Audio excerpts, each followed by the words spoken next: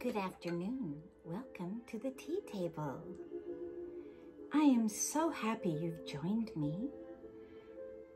We are going to have a garden summer theme today.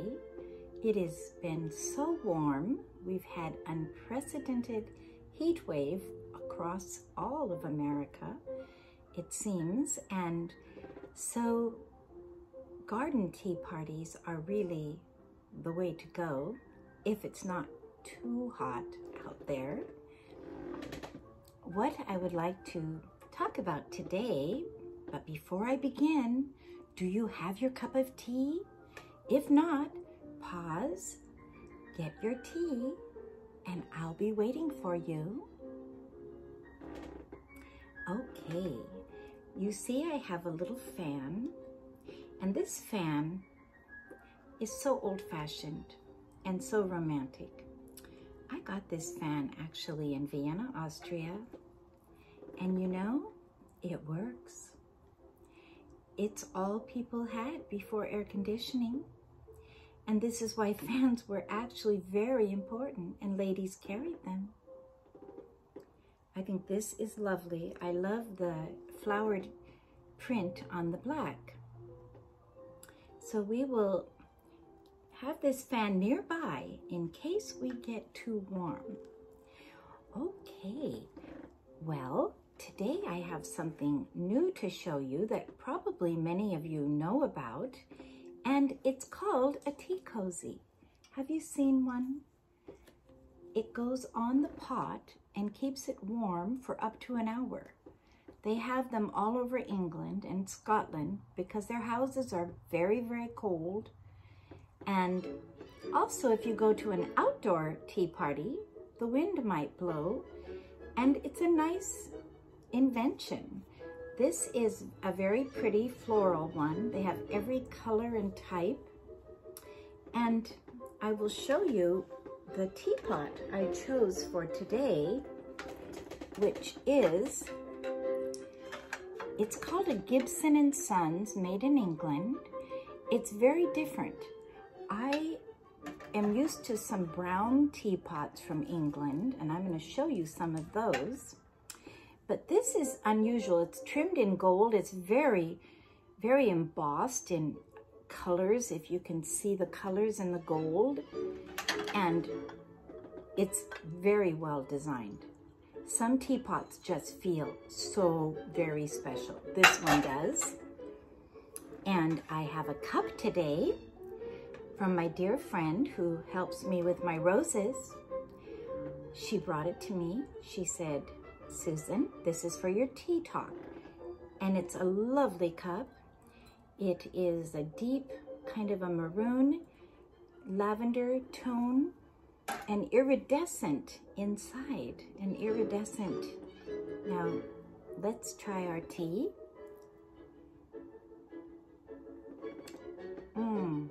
Very nice. Very, very broad, basic, nice, dark British tea for the hot weather. I prefer just the very simple black tea in the hot weather. It somehow is refreshing, you know. And in England, when I was there, almost every home, when they serve a basic, simple, everyday tea, they have what they call the Brown Betty. Now, this is a very large Brown Betty, a 6-cup, and this is a very small Brown Betty, a 2-cup. And they are just the most basic teapot, and many claim they make the best tea in all the world. If you ever see one at a sale or, you know, thrift shop or an estate sale, pick it up because they're very, very special. When I was there, they were so reasonably priced. I remember bringing one home to my mother, and they had them in all the souvenir shops. But when I went back 10 years ago, it was all changed. They were very expensive, and I don't know that they are made in England anymore. They may be, but they outsource a lot of things. So an older pot is very valuable and very good for every home to have one. And I was told by an older lady in England who was quite knowledgeable of tea. She said, you never wash the inside of your pot with soap. You just rinse it out. I don't know why, but you rinse it out with hot water. That was their method and their belief. And, you know, all of the various tea customs from different countries are worth learning about and worth studying, because we learn and we can add it to what we know. Now, we are listening today to some very beautiful music. It's the Franz Schubert Trout Quintet. Yes, it's called trout, like the fish. And it's a unique piece of music because often we have a lot of repertoire in string quartet. But this is a quintet, which means 5, which has the violin, cello, viola, and then you have the second violin also. So you have the quartet, that's 4. And then you add the upright string bass. And so anyone that plays the upright string bass knows this piece and loves it. And it's a very beloved piece. Franz Schubert wrote some of the most romantic and beautiful, heartfelt music. I love, actually, his Mass in G minor. It's my favorite piece of music for the liturgy to be used in the church. It is absolutely perfect. Well, on my table today, I thought let's have summery things. So I have a little man and woman, little French figurines. And this is a Limoges flower pot. If you can see it, I'll pick it up. It's hard to get it all in. Actually, you know, it's a picture, but I like to use it as a flower pot. And I found roses and a gladiola in my garden. And there's the gladiola on the end. And my roses bloom several times, and now they're kind of dying down, and then we trim them up. It's always sad. Now they'll come back in another week or so with all this sun. I'm expecting a lot of roses. And this year, the flowers, I don't know what it's like where you live, but the flowers have been utterly outstanding. The combination of rain, sun of intensity has just, everyone I've talked to, their gardens are just overflowing. So now, what I also wanted to say, what I'm wearing today, this is kind of a little, what I would say, it could be a casual hat or an afternoon tea hat for sitting outside having tea, and in the straw tone. And I found a bag that it looks kind of modern, but actually it's a vintage purse, and it is made, I always find this pronunciation so difficult, but you may recognize it. It is a designer, and it is Etienne Agiar, and it was one of the very first designers of ladies' handbags in America, because before they had, you know, in the last 40 years, we've just gone designer crazy because people discovered they could make them and make a lot of money. Before that time, it was just a good leather bag and made by a good company. Well, this particular company started back in 1928, I believe, or 38. And I know that like Jackie Kennedy and that the East Coast girls had a standard black leather bag they carried on their shoulder, and it was small, And that was something they all carried in their girls' school days. And I actually have one of those, and I gave it to my daughter, Elizabeth, and she carried it to school. And it's one of those purses that lasts literally forever. And it was the beginning of what you would say design. But what I love about the straw bag, I'll bring it back for a minute. When I was young, as soon as late spring, early summer, I remember wearing straw shoes and having a straw purse. And I don't remember really wearing a hat when I was young, a straw hat, but ladies did. But the straw natural is something about it. It just is so perfect for a nice tea party. And I wonder, how have all of you been this week? Have you had a good week? I've had a busy week, a good week, and we have been walking the lake here, which is a beautiful lake. It's called the Capitol Lake in Olympia at night. And I wish I could have taken my camera and shown you the skies last night. They were unbelievable. And I think it means a heat wave because it was bright red, bright yellow, bright orange.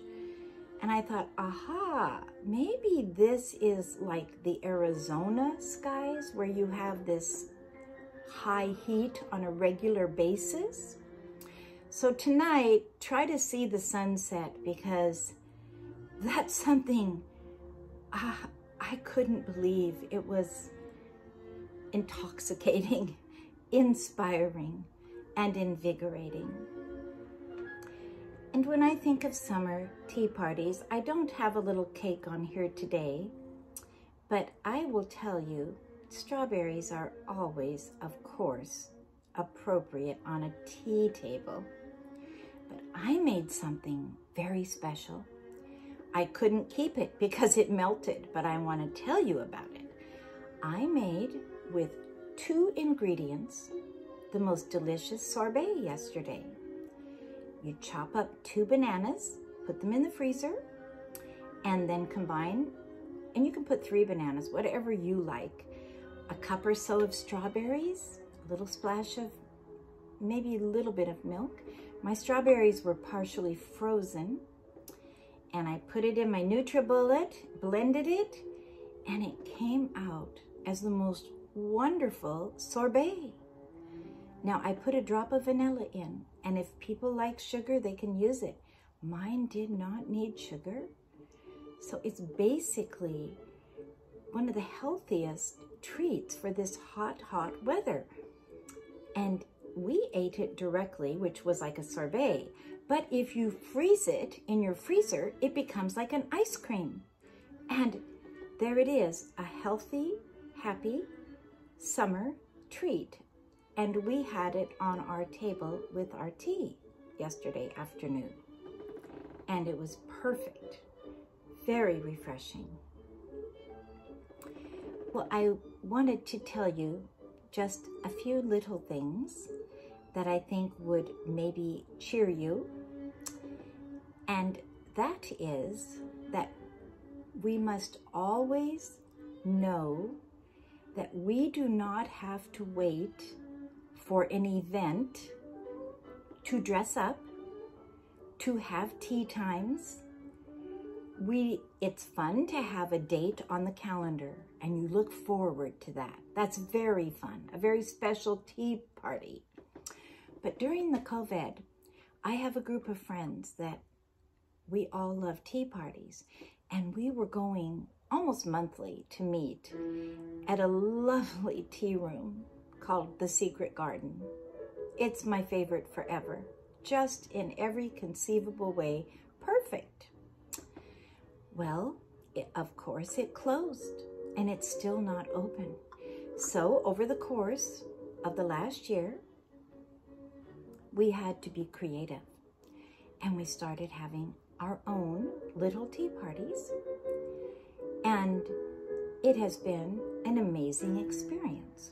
We have discovered our own tea things in our cupboards. We have been able to appreciate each other's tea things brought to the table. And each one brings something special for the food. And it has been a delight. And out of that, and we dress up, out of that, we came with the statement, and I want to leave you with this: don't wait for a special event. You are the event. You can make the event. You can lift others up and inspire them to know that they have something very special to contribute. And it is so wonderful when you see different gifts and talents brought out. Some have a gift with flowers. Some have a gift making scones. Some have a gift with jam. And of course, there are many that have a gift to come and enjoy and be good conversationalists. And I think we need to sit back, think through, what would we really like to do if we could do it? Whatever that is, within reason, start doing it, even in a small way, and you will find you will be so happy. You know, there's a scripture verse, and I always think of this, and it's from Jesus. He said, if you give a cup of cold water in my name, you've done it unto me. And I say, if you've given a cup of tea in my name, you've done it unto him. Because the message of that verse is, he wants us to engage with one another. The reason somebody has a need is so that you can meet that need. The reason you have a need is so someone else. We are made to be together. We are made to inspire each other. And I think a lovely idea for a tea party is have someone bring a poem, maybe a poem they wrote, or a song. You know, in France, when they had the salon and the ladies had the people in, and you would have, you know, a cellist or a violinist, or you would have a great writer, a great poet, great author. But then there were many other people that came that were quote unquote not known, but they appreciated and enjoyed. And that then they were inspired to write and to give and to grant to others a reflection of confidence that we see good in each other, we see God in each other, we see hope, and we give that hope back to them. And the most important thing of all is faith. And you know, I'm going to leave you with my favorite, one of my favorite verses. For without faith, it is impossible to please God. That means a lot to God. The other one is that faith can move mountains. And God calls us to be faithful. That means full of faith toward him and then toward one another. That is how God designed it. We are not islands. We are not alone. And the lone wolf doesn't usually survive. But when you're together in the sheep that are together in the sheepfold with the shepherd, they survive. So I just pray you have a beautiful week. And when we have a problem or a difficulty, that means God wants to be close to us because he wants us to come to him as a little child in faith, ask him, and then receive, and then let it rest. And his timing might be different than ours, but a good answer will come. Well, God bless you. Have a wonderful, wonderful week. And I look forward to seeing you next time.